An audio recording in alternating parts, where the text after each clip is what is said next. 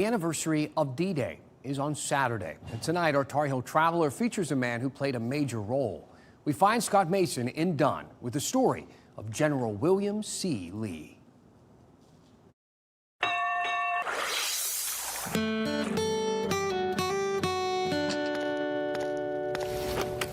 .450 to 600 rounds per minute. A World War II machine gun. It's 100% original. 37mm anti-tank gun. It would penetrate about 2 feet of concrete. The instruments of war. Threw it off and out they go. And paratroopers played a vital role too. In other words, having troops come from the sky. Not just from the ground. Even in the face of immense danger, courage is invaluable. The courage of General William C. Lee. He was ahead of his time. William C. Lee was one of Dunn's hometown heroes. The interior of his house is a proud memorial to the man.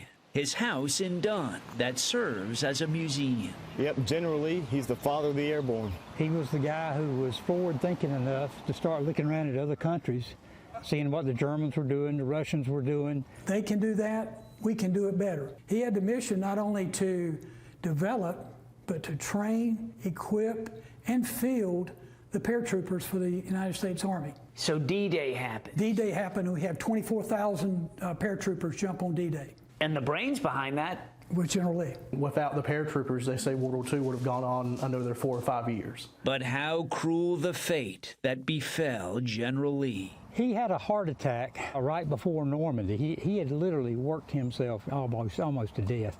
And the Army said, no, you cannot jump into combat. He was brokenhearted. He's listening to the BBC on the radio, he and his wife, and he's got his map because he's integral in planning everything. I'm sure he wished he was there. I'm sure there were tears all over that map. General Lee died just 4 years later, 4 years after D-Day, at age 53.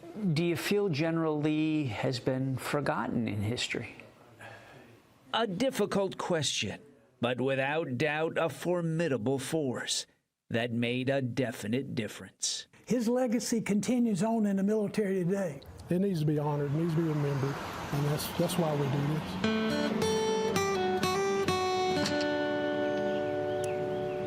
This Saturday, on the anniversary of D-Day, the museum holds an open house featuring reenactors and living historians.